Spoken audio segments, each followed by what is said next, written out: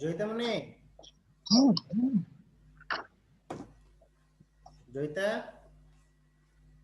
হ্যাঁ আচ্ছা লেখাগুলো কি স্পষ্ট দেখা যায়? হ্যাঁ স্যার, দেখা যায় কিন্তু উল্টা দেখা যাচ্ছে। দেখা যাচ্ছে না?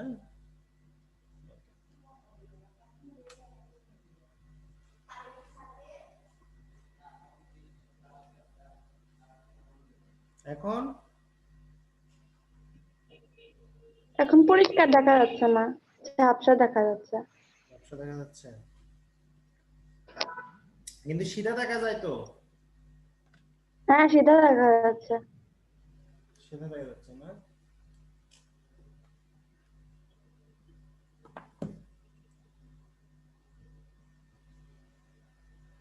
এখন কি সিধা দেখা যায়? না। আসসালামু আলাইকুম।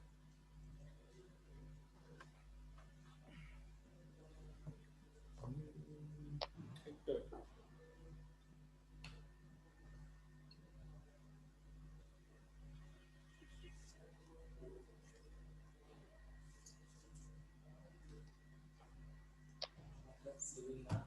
ক্লাস 7 স্যার, আপনার কি ক্লাস আছে?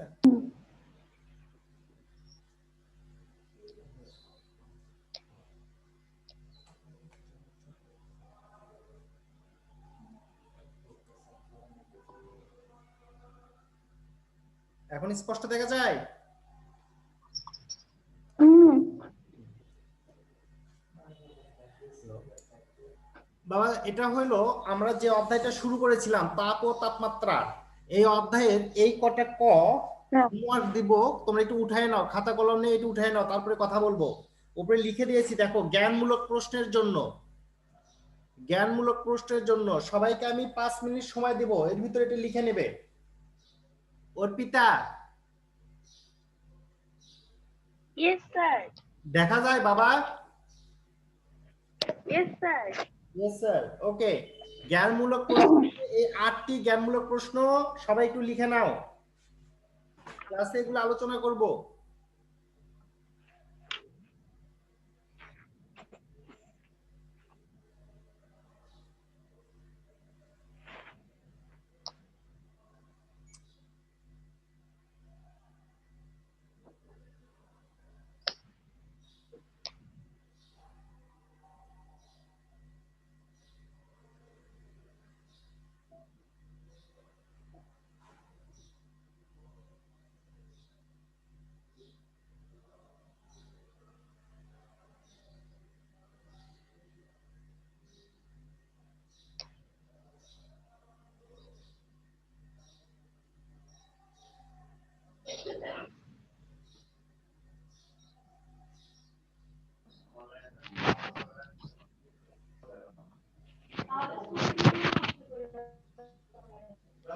নম্বর প্রশ্ন, তাপ কি? 2 নাম্বার, তাপমাত্রা কি? 3 নাম্বার প্রশ্ন, নিম্ন স্থিরাঙ্ক কি? 4 নাম্বার প্রশ্ন, ঊর্ধ্ব স্থিরাঙ্ক কি?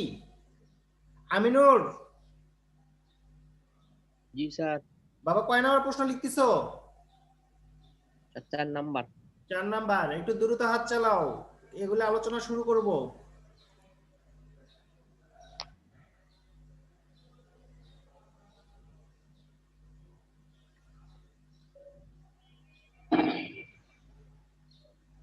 রাফা ইয়েস স্যার। কত নাম্বার প্রশ্ন লেখো তুমি? স্যার স্ক্রিনশট দিয়ে নিচ্ছি। কি চোরের চোর, স্ক্রিনশট দিয়ে নিয়েছে। ঠিক আছে, একটু লিখলে কি হাত ব্যথা করে? আচ্ছা, স্ক্রিনশট দেওয়ার পরে পাশে খাতায় লিখে নিব। খাতায় একটু লিখে স্যার নাও। পরে খাতায় লিখে নিব। হ্যাঁ হ্যাঁ, এগুলি একটু আলোচনা করব। এই অধ্যায়ের এই ক গুলো ম্যাক্সিমাম সময় এসে থাকে, এবার আলোচনা শেষ হলে আর 4টে কি 5টা ক দিব, তাহলে মোটামুটি এই অধ্যায়ের থেকে আর ক নাম্বার প্রশ্ন আসবে না। আহ,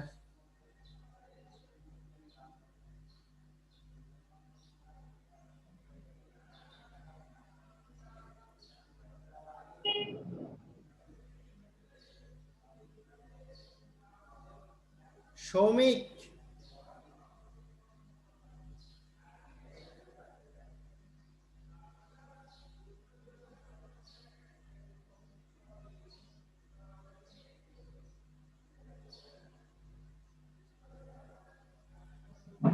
নীরব,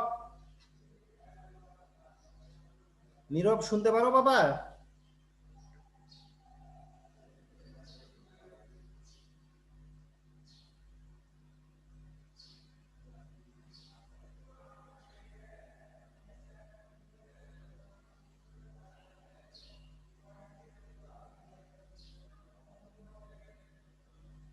ঐশীমণি, ঐশীমণি, ঐশী,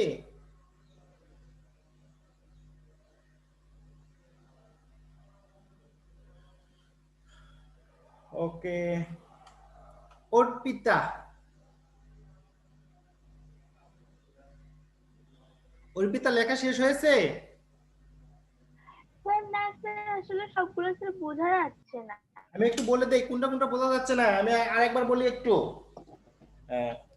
এক নাম্বার হলো তাপমাত্রা কি, এক হলো তাপ কি, দুই নম্বর প্রশ্ন তাপমাত্রা কি, 3 নম্বর প্রশ্ন হলো নিম্ন স্থিরাঙ্ক কি, 4 নাম্বারটি হলো ঊর্ধ্ব স্থিরাঙ্ক কি, 5 নম্বর প্রশ্ন হলো তাপ সঞ্চারণ কি, তাপ সঞ্চারণ কি, 6 নাম্বার হলো তাপ বিকিরণ কাকে বলে, তাপ বিকিরণ কাকে বলে, এটা হলো 6 নাম্বার। 7 নম্বর প্রশ্ন হলো পারদ থার্মোমিটার কি, পারদ থার্মোমিটার কি। 8 নম্বর প্রশ্ন হলো মানুষের দেহের স্বাভাবিক তাপমাত্রা কত, মানুষের দেহের স্বাভাবিক তাপমাত্রা কত। বাবা এইটুকু শেষ হয়েছে? মানুষের দেহের স্বাভাবিক তাপমাত্রা কত? অর্পিতা মনে কত নাম্বার লেখো এখন? 5। 5। 5 নাম্বারটি হলো তাপ সঞ্চালন কি, 5 নাম্বার প্রশ্ন হলো তাপ সঞ্চালন কি। 6 নাম্বার প্রশ্ন হলো তাপের বিকিরণ কাকে বলে,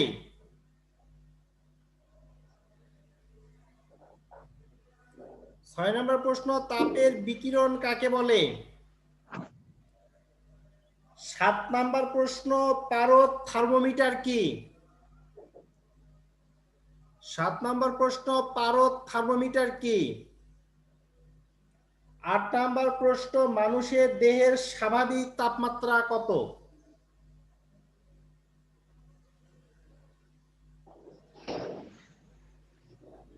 কারো কোনো জায়গায় দেখতে বা বুঝতে সমস্যা হইলে কথা বলো। সাউন্ড না স্যার, কোনো সমস্যা নাই। সমস্যা নেই? তাহলে আমি আর না স্যার। একটু বলি, একটু জয়িতা বলো তো কি কি প্রশ্ন লিখেছো, জ্ঞানমূলক কি কি প্রশ্ন লিখেছো, জয়িতা বলো শুনি। হ্যাঁ জয়িতা। তাপ কি, তাপমাত্রা কি, নিম্ন স্থানাঙ্ক কি, ঊর্ধ্ব স্থানাঙ্ক কি, তাপ সঞ্চালন কি, তাপের বিকিরণ কাকে বলে, পারদ থার্মোমিটার কি, মানুষের দেহের স্বাভাবিক তাপমাত্রা কত। গুড, এটা হয়েছে সুন্দর। হ্যাঁ এবার সাজিদ তুমি বলবে বাবা কয়টা প্রশ্ন লিখেছো, কি কি প্রশ্ন লিখেছো বলো তো। স্যার আমি তো ওগুলা প্রশ্ন বললাম। জি জি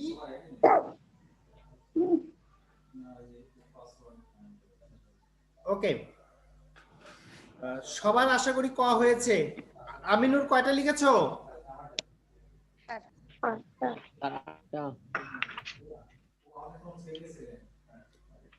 হ্যালো আমিনুর।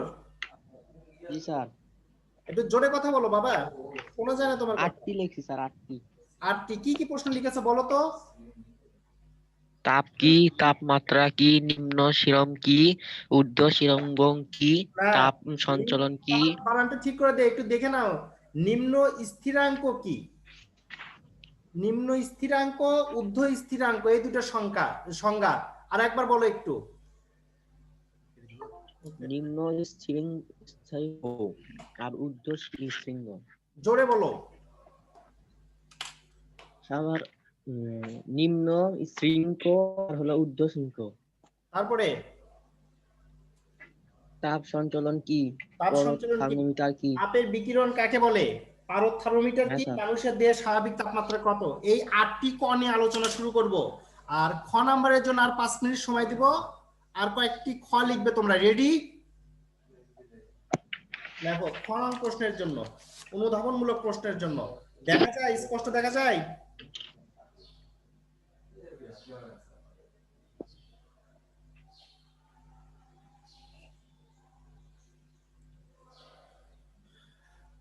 হ্যাঁ, অনুধাবনমূলক প্রশ্ন। প্রথম প্রশ্ন আমি বলে দেই, একটু তোমাদের হেল্প হবে।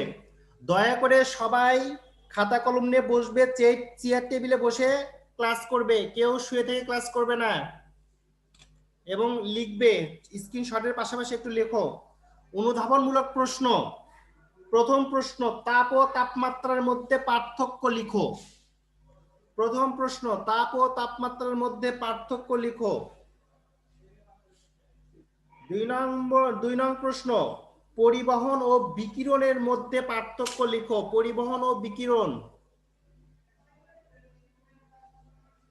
পরিবহন ও বিকিরণের মধ্যে পার্থক্য লেখো। 2 নম্বর প্রশ্ন, আমি নোটে ধরেছি। 2 নম্বর লেখা শেষ? Yes sir. Yes sir. 3 নং প্রশ্ন, রেল লাইনের পাতের সংযোগ স্থলে কিছুটা ফাঁকা রাখা হয় কেন? রেল লাইনের পাতের সংযোগ স্থলে কিছুটা ফাঁকা রাখা হয় কেন?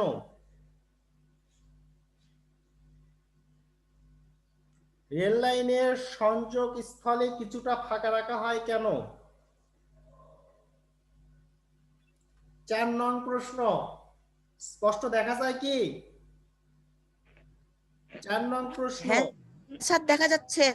আচ্ছা, আগুনের পাশে দাঁড়ালে যতটা গরম লাগে, আগুনের ঠিক উপরে হাত রাখলে তার চাইতে অনেক বেশি গরম লাগে কেন? আগুনের পাশে দাঁড়ালে যতটা গরম লাগে, আগুনের পাশে দাঁড়ালে যতটা গরম লাগে, আগুনের ঠিক উপরে হাত রাখলে তার চেয়ে অনেক বেশি গরম লাগে কেন?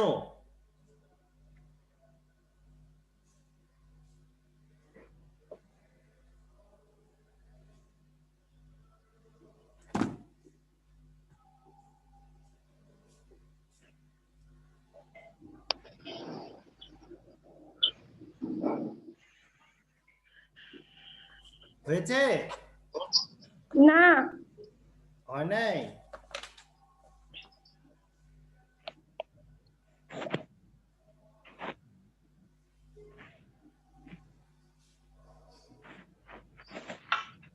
ওকে, আরে স্যার, 5 নাম্বার প্রশ্ন। 5 নং প্রশ্ন। 5 নং প্রশ্ন। 4 নাম্বার কি? 4 শেষ হয় নাই? না স্যার, আমি এখন 3-এই আছি। 3-এ আছো? 3 নং প্রশ্ন ছিল, রেল লাইনের পাতের সংযোগস্থলে কিছুটা ফাঁকা রাখা হয় কেন? কিছুটা ফাঁকা রাখা হয় কেন?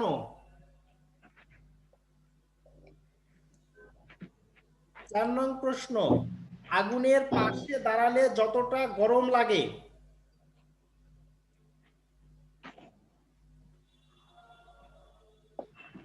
আগুনের ঠিক উপরে হাত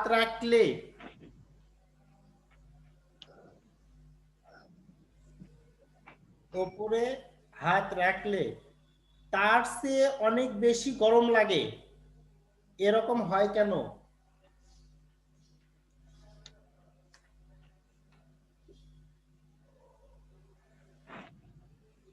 হয়েছে? না।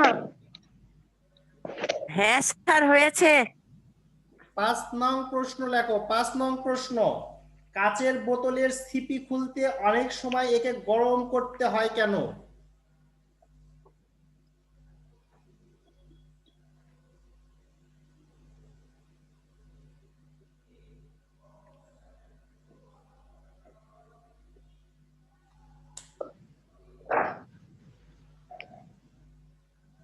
গরম করতে হয় কেন? হয়েছে?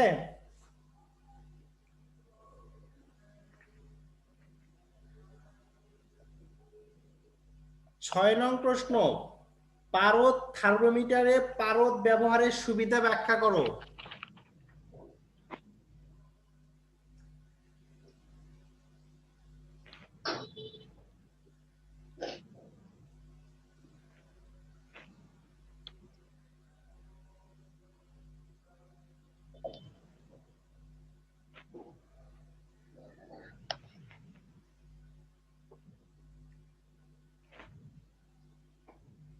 অর্পিতা,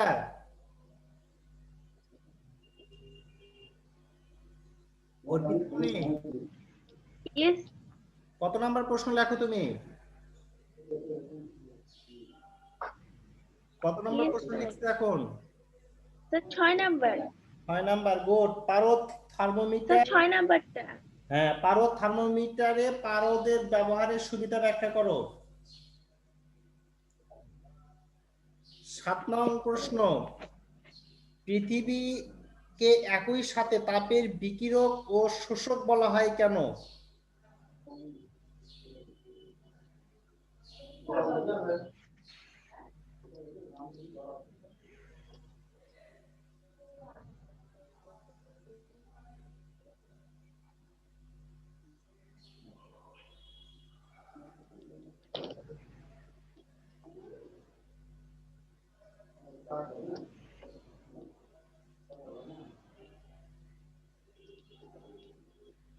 আট নং প্রশ্ন, রুটি সেকার সময় তাপ ফুলে ওঠে কেন? রুটি সেকার সময় তাপ ফুলে ওঠে কেন?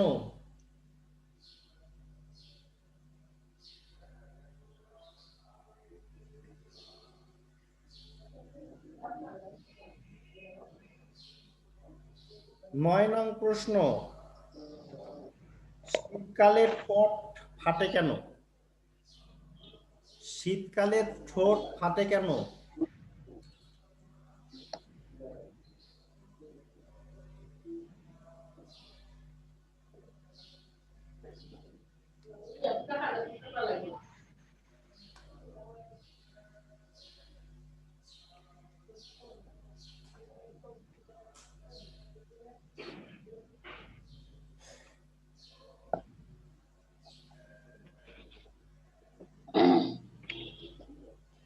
শীতকালে ঠোঁট ফাটে কেন?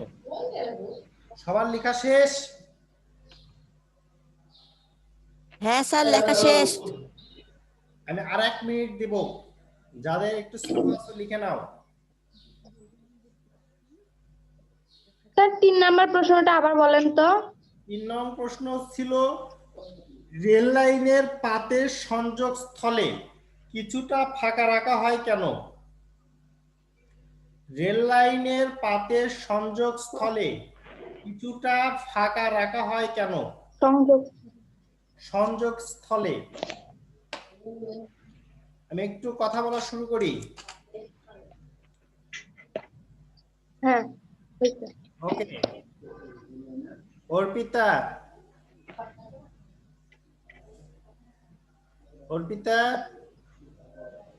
ইয়েস স্যার বাবা ঠিকই বলছে কি কি প্রশ্ন ঠিক লিখেছে বলছো। বলো তো? স্যার সবগুলা বলবো। হ্যাঁ বলো, দ্রুত বলবে। তাপ কি, তাপমাত্রা কি, নিম্ন স্থিরাঙ্ক কি, ঊর্ধ্ব স্থিরাঙ্ক কি, তাপ সঞ্চালন কি, তাপের বিকিরণ কাকে বলে, পারদ থার্মোমিটার কি, মানুষের দেহের স্বাভাবিক তাপমাত্রা কত, তাপ ও তাপমাত্রার মধ্যে পার্থক্য লিখো, পরিবহন ও বিকিরণের মধ্যে পার্থক্য লিখো, রেল লাইনের পাতের সংযোগ স্থলে কিছুটা ফাঁকা রাখা হয় কেন, আগুনের পাশে দাঁড়ালে যতটা গরম লাগে আগুনের ঠিক উপরে হাত রাখলে তার চেয়ে বেশি গরম লাগে কেন, কাচের বোতলের সিপি খুলতে অনেক আহ, সময় একে গরম করতে হয় কেন, পারদ থার্মোমিটারের ব্যবহারের সুবিধা ব্যাখ্যা করো, পৃথিবীকে একই তাপের বিকিরণ ও কণা বলা হয় কেন, রুটি সেকার সময় তা ফুলে ওঠে কেন, শীতকালে ঠোঁট ফাটে কেন। Good, very good, thank you, অনেক সুন্দর হয়েছে। আমি আগামীকাল, আজকে এবং আগামীকালের ক্লাসে এই প্রশ্নগুলো আলোচনা করব, তোমরা একটু মনোযোগ সহকারে শুনবে। পাশাপাশি তোমরা যখন বইয়ের প্রতিটা পাঠ রিডিং করবে তখন এই প্রশ্নগুলোর উত্তর একটু লক্ষ্য করে পড়বে। যেমন গতদিন আমি তাপ, তাপমাত্রা দুটার সংজ্ঞা বুঝাইছি, আবার এই দুটার ভিতরে পার্থক্য লিখে দিয়েছি। ওকে, তাপ কাকে বলে বলো তো? তাপ কাকে বলে কি বলেছিলাম? তাপ হচ্ছে এক প্রকার শক্তি যা ঠান্ডা বা গরম অনুভূতি দেয়। জলময়। আর তাপমাত্রা কি? তাপমাত্রা হচ্ছে বস্তু তাপীয় অবস্থা যার সংস্পর্শে আসলে বস্তু তাপ গ্রহণ বা বর্জন করে। গুড। এখন শোনো বাবা, প্রতিটা জিনিস পরিমাপের জন্য নির্দিষ্ট কিছু স্কেল থাকে। যেমন ধরো আমরা যে আলু, পটল, ধান, চাল পরিমাপ করি, আমরা বলি না বাজারে গিয়ে যে 5 কেজি আলু দেন, 2 কেজি পটল দেন, ঠিক আছে, 2 কেজি চাল দেন। এই যে কেজি, এটা একটা স্ট্যান্ডার্ড মাপ, অর্থাৎ 1000 গ্রামকে স্ট্যান্ডার্ড ধরে পুরো বিশ্বব্যাপী আমরা এটাকে মেনে এটার অনুপাতে যদি আমরা 2 বার দেই 2 কেজি, 3 বার দিলে 3 কেজি, তার মানে কোনো কিছুকে ফিক্সড করে যখন ধরা হয় তখন সেটাকে বলা হয় আদর্শ মান। কি মান? আদর্শ মান, ঠিক আছে। অথবা এটাকে আন্তর্জাতিক, পুরো বিশ্ব এটা মাপে, এটাকে বলা হয় এসআই একক, সিস্টেম অফ ইউনিট। আচ্ছা, এখন প্রশ্ন হলো আমাদের তাপ পরিমাপের জন্য এরকম আদর্শ বেশ কয়েকটা আমরা স্কেল ব্যবহার করব। স্কেল মানে পরিমাপ করার একটা যন্ত্র।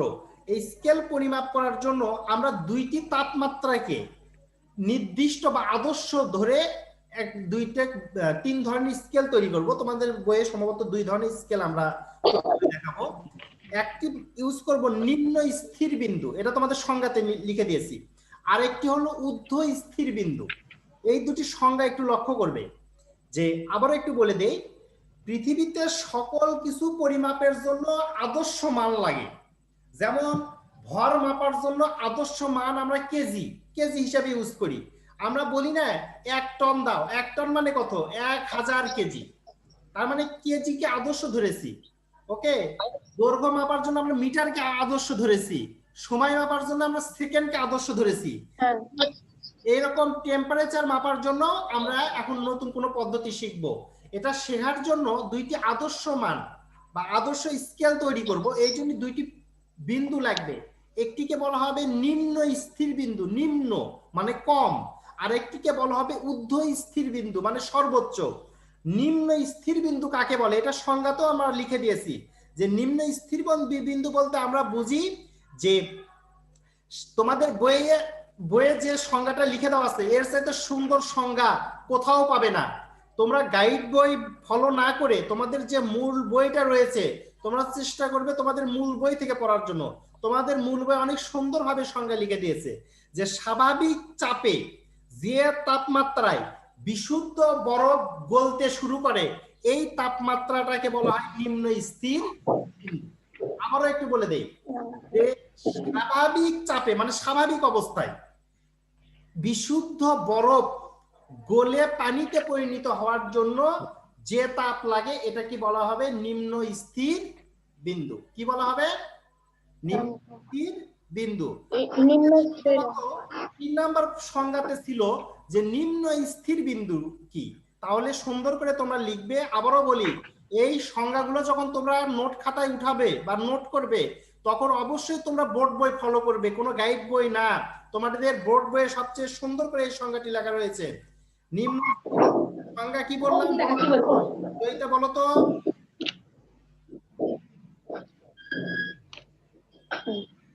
বলো সংজ্ঞাটি কি বললাম? নিম্ন স্থির বিন্দুর সংজ্ঞা বলো। স্বাভাবিক চাপে যেই তাপমাত্রা বিশুদ্ধ বরফ পানিতে গলতে শুরু করে পানিতে পরিণত হয় সেই তাপমাত্রাকে নিম্ন স্থিরাঙ্ক বলে। গুড। এবার 4 নাম্বার সংজ্ঞা, জ্ঞানমূলকে 4 নাম্বার প্রশ্ন লিখে দিয়েছিলাম, ঊর্ধ্ব স্থির বিন্দু কাকে বলে? তাহলে স্বাভাবিক চাপে যে তাপমাত্রায় বিশুদ্ধ পানি ফুটে বাষ্পে পরিণত হয়, আবারও বলি ফুটে বাষ্পে পরিণত হয়, সেই তাপমাত্রাটাকে বলা হবে ঊর্ধ্ব স্থির বিন্দু বা স্থিরাঙ্ক। ঊর্ধ্ব স্থির বিন্দু বলতে পারো, ঊর্ধ্ব স্থিরাঙ্কও বলতে পারো। তাহলে সংজ্ঞাটা দাঁড়াইলো কি? স্বাভাবিক চাপে যে তাপমাত্রায় বিশুদ্ধ পানি ফুটে বাষ্পে পরিণত হয়, অর্থাৎ এক কথায় কোনো পানিকে বাষ্পে পরিণত করার জন্য তুমি যতটুকু তাপ দেবে ওই সর্বোচ্চ তাপকে বলা হবে ঊর্ধ্ব স্থির বিন্দু। রিফাত রিফাত বাবু, রিফাত বাবু সাউন্ড অফ আছে?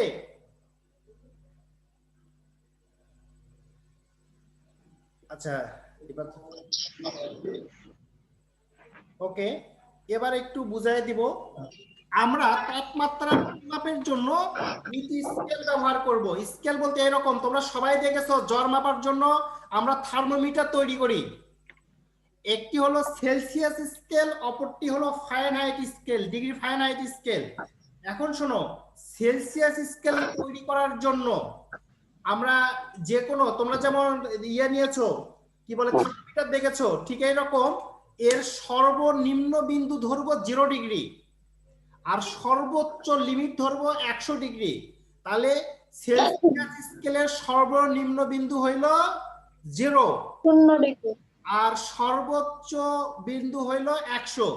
এই 0 থেকে 100 বিন্দু ধরে এর ভিতরে 100টা ক্ষুদ্র ক্ষুদ্র করে দাগ টানবো। যেমন স্কেলে দেখো, স্কেলের সাইডে দেখো ছোট ছোট ক্ষুদ্র ক্ষুদ্র দাগ টানা আছে না, ঘর কাটা আছে। ঠিক সেলসিয়াস স্কেলের উপর দিয়ে 0 কে সর্বনিম্ন আর 100 কে সর্বোচ্চ ধরে এই স্কেলের সাইডে যেমন দাগ কাটা আছে, এইভাবে 100টা সমান সংখ্যক ঘর কাটবো বা দাগ কাটবো। কেটে আমরা যে স্কেলটা তৈরি করব এটা হলো সেলসিয়াস স্কেল। এই সেলসিয়াস স্কেল বিজ্ঞানী সেলসিয়াস নামক একজন বিজ্ঞানী উদ্ভাবন করেন বলে তার নাম অনুসারে এই স্কেলটার নাম দেওয়া হয়েছে সেলসিয়াস স্কেল। এর সাহায্যে সাধারণত বর্তমানে আমরা প্রতিদিন, যেমন আমি একটু প্রশ্ন করি, যে কাউকে প্রশ্ন করি, আমিনুরকে প্রশ্ন করি। আমিনুর, বলো তো বাবা, আজকে তাপমাত্রা কত ডিগ্রি হতে পারে আনুমানিক? 25 ডিগ্রি। 25 degree, good. মানে তোমরা 23 ডিগ্রি। তোমরা স্মার্ট স্টুডেন্ট, তোমাদের একটু সাধারণ জ্ঞান থাকা ভালো। ধরে না আমিনুর যে অ্যানসারটা দিয়েছে একদম রাইট। যদি তুমি বলতে স্যার আজকে তাপমাত্রা 70 ডিগ্রি, তাহলে বোঝা যেত তোমার মধ্যে কোনো কমন সেন্সই নেই। তার মানে 25 ডিগ্রি এটা কি হলো সেলসিয়াস। আমরা সেলসিয়াস স্কেল ইউজ করি আমরা প্রতিনিয়ত। যদি বলা হয় সেলসিয়াস স্কেল কোথায় ইউজ করা হয়, তাহলে সেলসিয়াস স্কেল ইউজ করা হয় সাধারণত প্রতিদিনের আপনার তাপমাত্রা আপডেট জানার জন্য। যে স্কেল ইউজ করি এটা সেলসিয়াস। এছাড়া বৈজ্ঞানিক সকল কাজের জন্য আমরা সেলসিয়াস স্কেল ইউজ করে থাকি। তাহলে আমরা সেলসিয়াস স্কেল সম্পর্কে একটু বাসায় পড়বো।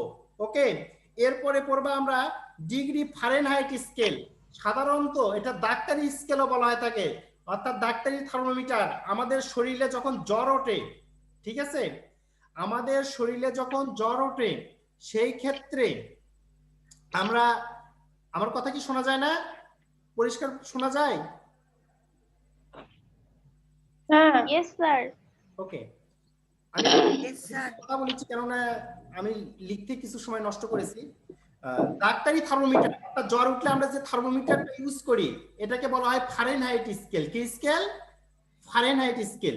এই ফারেনহাইট স্কেলের সর্বনিম্ন বিন্দু ধরা হয় 32। কত ধরা হয়? 32। আর সর্বোচ্চ মানে নিম্ন স্থির বিন্দু হইল 32 এবং ঊর্ধ্ব স্থির বিন্দু হইল তোমার 212। কত হইল? 212। আর এই 32 থেকে 212 এর ভিতরে 180টি ঘর, আবারও বলি 180টি মৌলিক ঘর টানা আছে। আর এরকম ঘর কাটা আছে, এরকম সুন্দর করে দাগ দেওয়া আছে 180টি।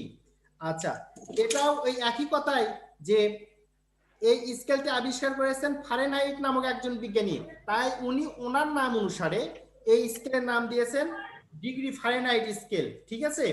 আচ্ছা, সাধারণত এটা জ্বর পরিমাপে বা ডাক্তারি স্কেল হিসেবে বা ডাক্তারি থার্মোমিটার হিসেবে আমরা ইউজ করে থাকি। তাহলে আমরা দুটো জিনিস জানতে পারলাম, একটি হইল ডিগ্রি সেলসিয়াস, আরেকটি হলো ডিগ্রি ফারেনহাইট। তোমরা আগামীকালের ক্লাসে, আমি আবারও বলি, আগামীকালের ক্লাসে এই সেলসিয়াস স্কেল এবং ফারেনহাইট স্কেল সম্পর্কে একটু রিডিং পড়বে। এখানে যদি কোনো কিছু তোমাদের বুঝতে সমস্যা হয় সেক্ষেত্রে আগামীকাল ক্লিয়ার করব। আর আগামীকালকে ক্লাসে তোমরা একটু ক্যালকুলেটর নিয়ে বসবে। আমি একটু গাণিতিক সমস্যা সলভ করাবো, অর্থাৎ ম্যাথ করাবো কালকে। ম্যাথ করাবো পাশাপাশি যে জ্ঞানমূলক এবং অনুধাবনমূলক প্রশ্ন আজকে লিখে দিলাম এগুলি নিয়ে আরো আলোচনা করব। তাহলে আজকে যা লিখে দিয়েছি এর ভিতরে আলোচনা হইলো নিম্ন স্থির বিন্দু আর একটি হলো ঊর্ধ্ব স্থির বিন্দু। আগামী কালের ক্লাসে আরো কিছু ক্লিয়ার করে দিব, আশা করি আরো কিছু পড়া ক্লিয়ার করে দিব। তা তোমরা যখন পড়বে প্রতিটা পার্ট রিডিং করবে, রিডিং করার ক্ষেত্রে যে সকল জ্ঞানমূলক এবং যে সকল অনুধাবনমূলক প্রশ্ন আমি লিখে দিলাম এগুলি একটু লক্ষ্য করবে যে এগুলির অ্যান্সার তোমরা ওখানে খুঁজে পাও কিনা। এবং তোমাদের বোর্ড বইয়ে সুন্দরভাবে সংজ্ঞাগুলো দেওয়া আছে। আর বেশ কিছু জিনিস আছে যেগুলো আমার ক্লাসে 2 দিন আর 2 দিন ক্লাস আমি তোমাদেরকে ক্লিয়ার করে দিব।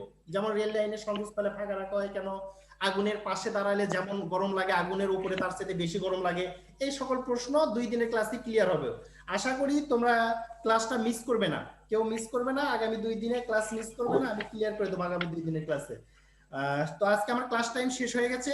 সবাই একটু মনোযোগ সহকারে বাসায় লেখাপড়া করবে। লেখাপড়া করার ক্ষেত্রে একটু দেখবে যে স্যার যে সংখ্যাগুলো লিখে দিয়েছে সেগুলির অ্যান্সার এর ভিতর আছে কিনা, যদি থাকে তাহলে তোমরা একটু খাতাতে অ্যান্সারগুলো চট করে লিখে নেবে। আর শীত পড়েছে, সবাই শরীরের যত্ন নিও, ঠান্ডা লাগাও না, ঠিক আছে? একটু আর অবশ্যই ভালো করে লেখাপড়া করো। আগামী কালকে ক্লাসে আবারও দেখা হবে। হ্যাঁ, আল্লাহ হাফেজ। আসসালামু আলাইকুম। আসসালামু আলাইকুম। দেখবেন কেটে দিবে।